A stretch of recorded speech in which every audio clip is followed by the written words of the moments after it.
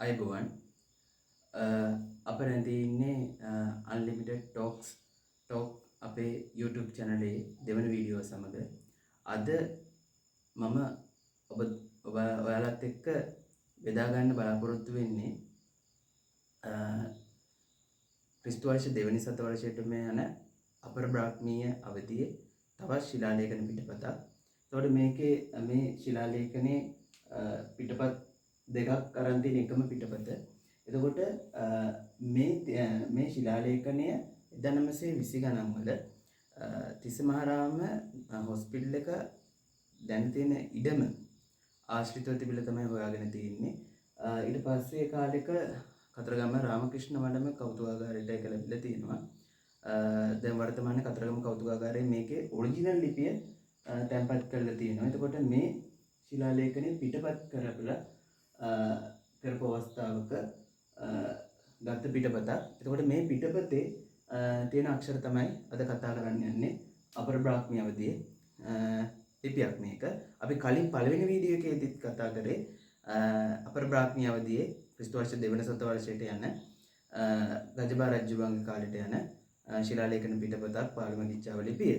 එතකොට නමුත් මේ ශිලාලේඛනේ වැඩි පිරිස අතරට ගියපු නැති ශිලාලේඛනයක්. එතකොට අපි බලමු මේ පිටපත සම්බන්ධව. මේකත් ක්‍රිස්තු වර්ෂ දෙවන සතවර්ෂයේ පමණ අක්ෂර තමයි දකින්න තියෙන්නේ. එතකොට මේ ශිලාලේඛනය කෑල්ලක් තමයි අපිට හම්බෙන්නේ. ඒ කියන්නේ ඔරිජිනල් එකෙත් අපිට හම්බෙන්නේ ශිලාලේඛන කෑල්ලක්. ඒ ශිලාලේඛන කොටසක් තමයි අපිට හම්බෙන්නේ. එතකොට මේ ශිලාලේඛනේ කැඩිලා ගිහිල්ලා ඉතුරු වෙච්ච මේ ශිලා කොටස තමයි අපිට මේ හම්බෙලා තියෙන්නේ. ඒක තමයි මේ පිටපත් කරලා තියෙන්නේ. එතකොට මෙතන තියෙන්නේ අකුරක් කැඩලා තියෙනවා. මේ පේනද පොඩියට මේක අපිට පේනවා යාක්ෂරේ. නැත්නම් අපර බ්‍රාහ්මණවලදී යාක්ෂරේ භාගයක් තමයි මේ තියෙන්නේ. ඊට පස්සේ මෙතන හයන්න තියෙනවා. එතකොට යහ කියලා තියෙනවා. ඊට පස්සේ මෙතන පයන්න මේ අපිට බලා ගන්න පුළුවන්. පයන්න පූ කරලා තියෙනවා. ඊට පස්සේ මේ තියෙන්නේ තයන්න. එතකොට පුත. ඊට පස්සේ මේ තියෙන රා අක්ෂරය.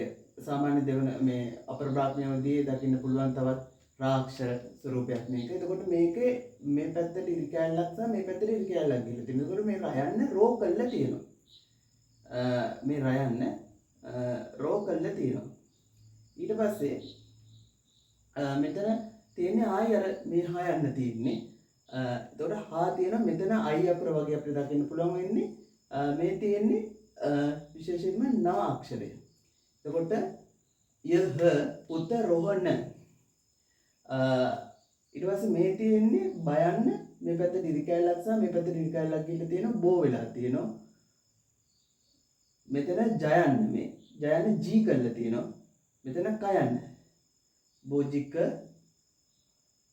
පට වඩක මේ පයන්න සහ මේ සියපුර වගේ අපි දකින්න තියෙනවා ටයන්න වයන්න සහ නයන්න කයන්න. ඊට පස්සේ ඇමැත්තේ දැන් මෙතන අපි ගත්තොත් මෙතන ඇත්තටම නමක් ඒ කියන්නේ මෙතන කොටස කැඩලා ගිහිල්ලා තියෙනවා. මෙතන පුත්‍රයෙක් ගැන කියවෙනවා. ඒ පුතාගේ පියා ගැන තමයි අනිවාර්යෙන් මෙතන එහෙනම් ඉස්සරලා කියලා තියෙන්නේ. නමුත් අපිට මේ ශිලාලේඛනේ දකින්න නැති නිසා ඒ පිටපත් කිරීමට ලක් කරගන්න බැරි වෙච්ච නිසා හා ශිලාලේඛනේ දකින්න නැති නිසා අපිට ඒ කවුද කියලා කියන්න අමාරුයි. නමුත් මේ කොටස අපිට ඉතුරුලා තියෙනවා. එතකොට මේ පුතා රෝහණය පරිභෝජනක ඒ කියන්නේ පරිභෝජනය කරන. කියන්නේ රෝහණේ දැන් මෙතන මේ පුතාගේ නම නෙවෙයි රෝහණ කියන්නේ. මේ කියන්නේ රෝහණය කියන පරිපාලන ඒකකය. අපි දන්නවා මේ කියන රෝහණ ප්‍රදේශය ගැන තමයි මේ කියන්නේ. රෝහණය අපි ගත්තට පස්සේ භෝජනය කරන. මෙතන භෝජනය කියලා කතා කරන්නේ. වෙන මොනවත් නෙවෙයි පරිභෝජනය කියන අදහස. ඊට පස්සේ පරිභෝජනක. ඊට පස්සේ මෙතන පා අපි දකින්න තියෙනවා. එතකොට මේකෙම එහා දකින්න තියෙන මේ පිටපතේ කල අඩුවෙන් ගත් එකක්. ඒකෙත් පා හොඳට පැහැදිලිව බලා ගන්න පුළුවන්. ඊට පස්සේදී පටවනක ඇමැතේ. එතකොට මේ කවුද කියලා තියෙනවා. මේ ආ අක්ෂරය තියෙන්නේ අපේ බ්‍රාහ්මණයවදී. ඊට පස්සේ මයන්න මේ චූටි ඉරි කැලලක් ගිහලා තියෙනවා. අර මේ කොම්බුව තමයි මෙතන තියෙන්නේ. මේ තයන්න තී කරලා තියෙනවා. ඇමැති කියන්නේ අමාත්‍ය කියන එක. කියන්නේ රජුවන්ගේ අමාත්‍ය ඇමතිය මේ අමාත්‍ය කියන එක. එතකොට සයන්න තියෙනවා බයන්න තියෙනවා මේ රා තියෙනවා යා තියෙනවා. කියන්නේ ඇමතිගේ නම මොකද්ද? සබරය කියන වචනයක් තමයි මෙතන මේ තියෙන්නේ. එතකොට සබරය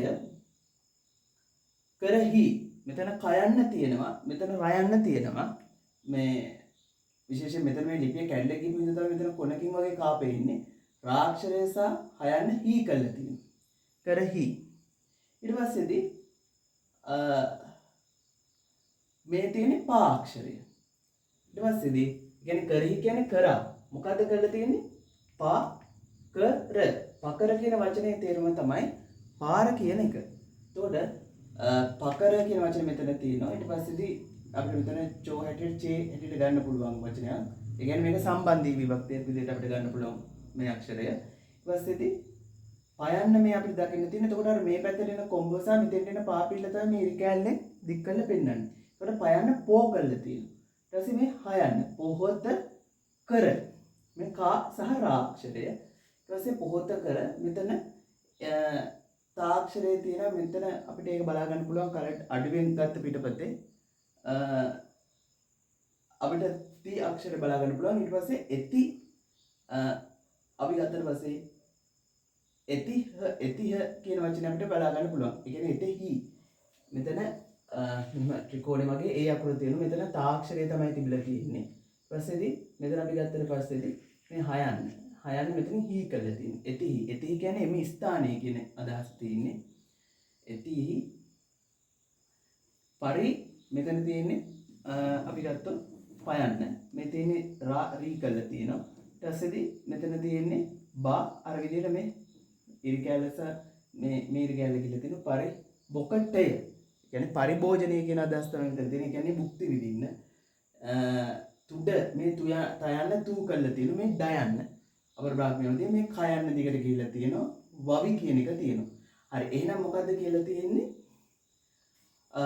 සබරේ කියන ඇමතිවරයා රෝහණය පාලනය කරනවා. එයාගේ තාත්තගේ නම කලින් කියලා තියෙනවා. නමුත් ලිපියේ ඒ කොටස නැති හින්දා නැත්නම් ඒ කොටස කැඩලා ගියපු හින්දා මෙයා රෝහණය පරිභෝජනය කරන නැත්නම් රෝහණේ පාලකයා වන සබරේ කියන ඇමතිවරයා විසින් පාරක්ෂා පොහොයගයක් කරලා එහි පරිභෝජනයේ නැත්නම් එහි නඩත්තු කටයුතු වලට තුඩක කියන වවි කියන්නේ වැව ය අක්ෂරය දකින්න තියෙනවා. ඊට පස්සේ මෙතන දා අක්ෂරය තියෙනවා. ඊට පස්සේ මෙතන අපි ගත්තොත් දකප නේතා තාති කරලා තියෙනවා මේ ප. එහෙනම් මේ දකපති කියන අපි දන්න ගොඩක් අපිට හම්බෙන දිය බද්දක් ගෙද මේ කියන්නේ. එතකොට වැවේ දිය බද්ද දකපති කියන බද්ද දැන් මෙතනින් එහාට ලිපියක් කැඩලා ගිහිල්ලා අපිට ඒක අකුරු බලා ගන්න බෑ. අනිවාර්යෙන් එහෙනම් මොකද්ද මෙතන තියෙන්නේ නැත්තේ? දකපති දිනි හරි ඒ වගේ වචනයකින් මේ දිය බද්ද දුන්න කියන එක.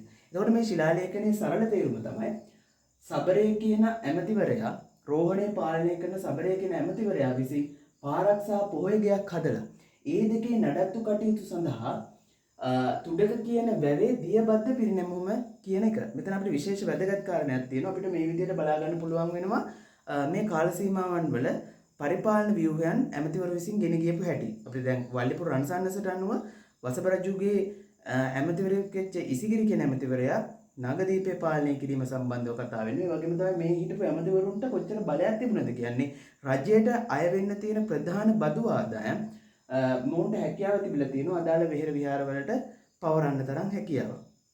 එතකොට මේ ශිලාලේඛනේ පිටපත තමයි අපි මෙතන මේ දැන් දකින්නේ. ඒතකොට ඉතාමත් සුවිශේෂී වැදගත් ශිලාලේඛනයක් වෙනවා. රෝහණේ දෙවන සත වර්ෂයේ වගේ කාල සීමාවක පාලනය ගෙන ගියපු රජුගේ නියෝජිත ඇමතිවරයාගේ නමක් සහ ඔහු විසින් කරන ලද පරිභෝජනයන් නැත්නම් පූජා කිරීම නැත්නම් දුන්න වරප්‍රසාද මොකද්ද මේ තුඩක කියන වැවක් ගැන සඳහන් වෙනවා. ඒ කියන විශේෂ කාරණාවන් තමයි මේ ශිලාලේඛනය තුළ සඳහන් වෙන්නේ.